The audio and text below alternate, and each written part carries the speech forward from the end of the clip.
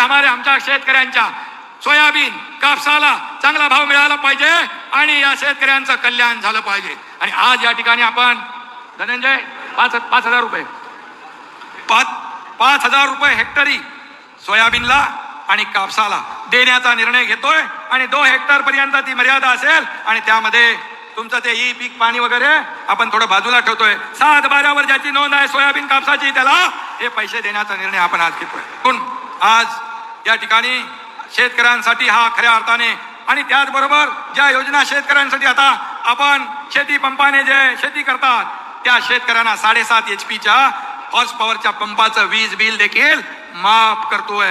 आणि म्हणून ते बिल माफ करत असताना विरोधक म्हणतात मागचं काय, पुढचं घेणार नाही तर मागचं काय घेणार, बरोबर ना. पुढचं येणारं बिल आम्ही घेत नाही तर मागचं काय घेणार. आणि म्हणून तुम्हाला एवढंच सांगतो, तुमच्याकडून आता या शेती पंपाने शेती करणाऱ्या शेतकऱ्यांकडून एकही रुपया वीज बिलाचा घेतला जाणार नाही हे सरकारने ठरवलेलं आहे. आणि त्याचबरोबर सोलर आज दिवसा मगाशी देवेंद्रजींनी सांगितलं दिवसा आपल्याला वीज पाहिजे ही देण्यासाठी सोलर आपण जे सौर ऊर्जेवर आपण पंप चालले पाहिजे इकडे आपण चाललेलो आहे. आणि म्हणूनच आज जी शेती बिगर शेतीची जमीन आहे जी बंजर आहे त्याला देखील एकरी 50,000 रुपये भाडं वर्षाला देण्याचा निर्णय आपल्या सरकारने घेतलाय.